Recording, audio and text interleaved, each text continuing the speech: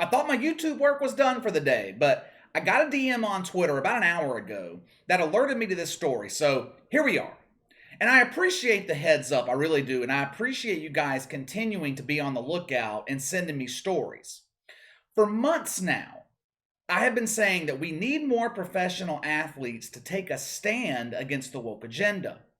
After what happened to Drew Brees last summer, when the media crucified him for being proud to be American, for being proud to stand for the national anthem, athletes who disagreed with the far left, they were silenced. That's what the media wanted. They want any opinion that is contrary to the agenda to be silenced. And for a long time, it worked. However, people are not afraid of the media anymore. People are not afraid of the wokers anymore. When you call any and everything racist, misogynistic, homophobic, pick a term that these people use, when you constantly describe people who disagree with you with these terms, they begin to lose their meaning. They lose their impact. Today, I don't think most people are afraid to be called racist or homophobic or misogynistic by the woke media or by woke Twitter, because they have lost all credibility. People are just not going to believe them like they did in the past. That's why we're beginning to see more and more athletes take a stand for common sense. Dana White, he has been defiant against the agenda from the beginning. Colby Covington, Carli Lloyd. Carli Lloyd took a literal stand during the Olympics when she refused to kneel while the rest of the women's soccer team followed the purple-haired beacon of woke and kneeled before games. And now we have Hope Solo speaking out. This is breaking news. I mean, this story is only a couple of hours old, but I doubt you are going to see this covered by the mainstream media. At the time of this recording, no mainstream media outlets have picked up on this story. If the media does decide to cover it, they are going to do everything they can to discredit Hope Solo. They'll call her a criminal. They'll bring up her past. And look, Hope Solo has a checkered past. She's made some mistakes, but who the hell hasn't made mistakes? That doesn't mean her opinion is any less valid. Back in 2015, she borrowed the team van and supposedly drove it drunk. She was arrested in 2014 for assaulting two members of her family.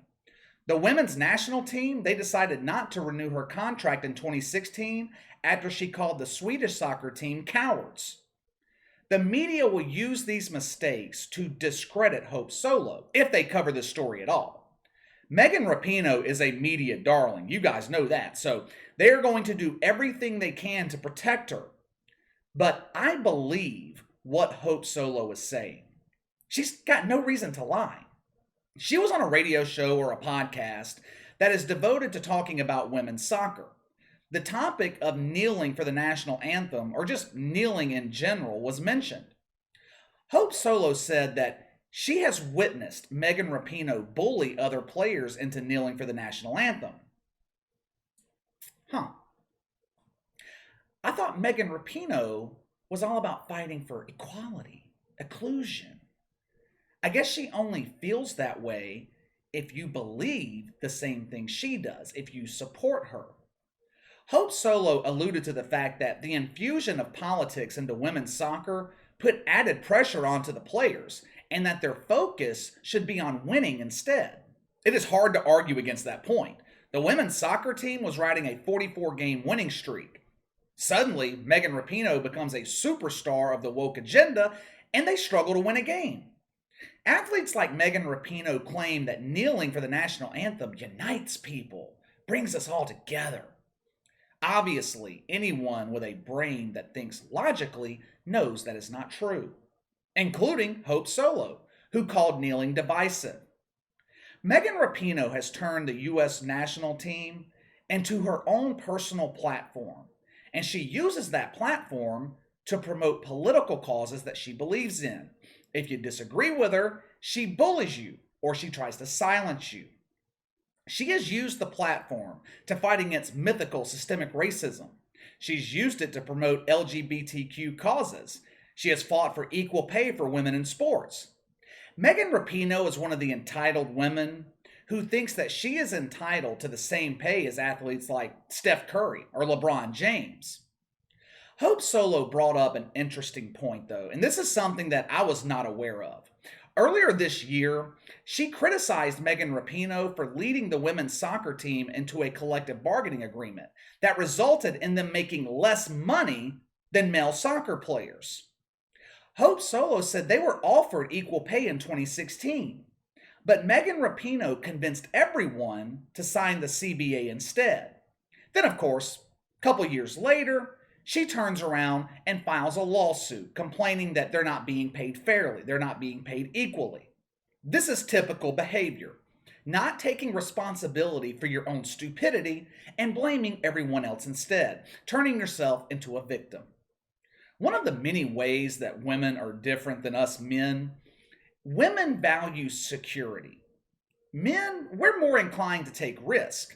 Women are risk averse. They value security over the unknown. Let me give you an example of what I'm talking about.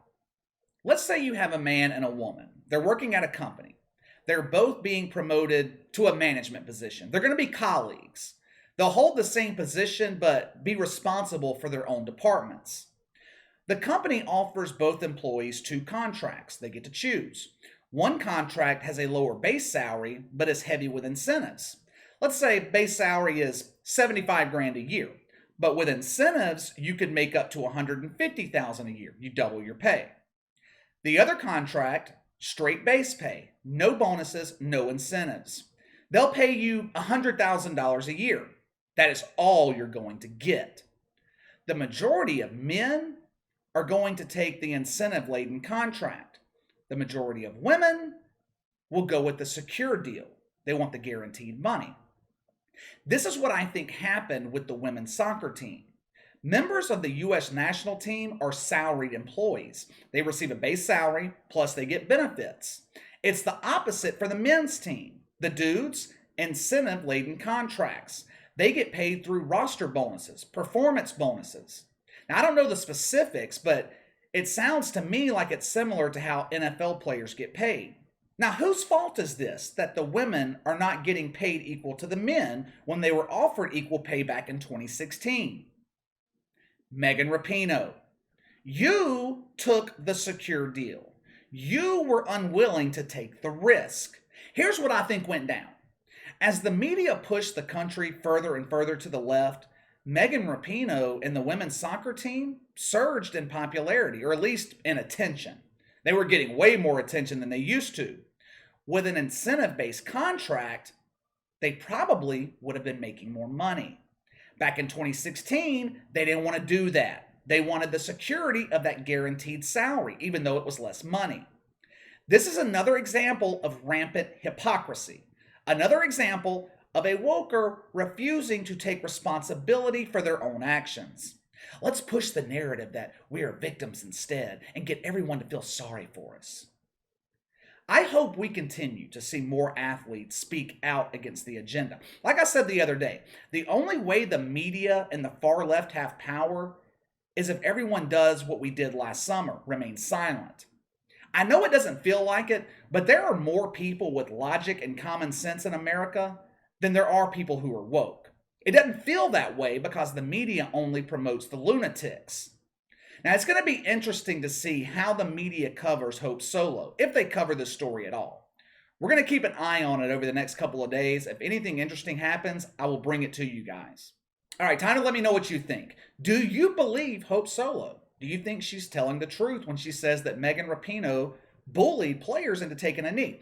Also, do you think the mainstream media is going to cover this story? Let me know what you think. Sound off in the comments below. Make sure to like and subscribe. Click the notification bell to receive all notifications from the channel. Best way to contact me is by email at btlkc84@gmail.com. KC_BTL84 on Twitter. I'll see you guys tomorrow.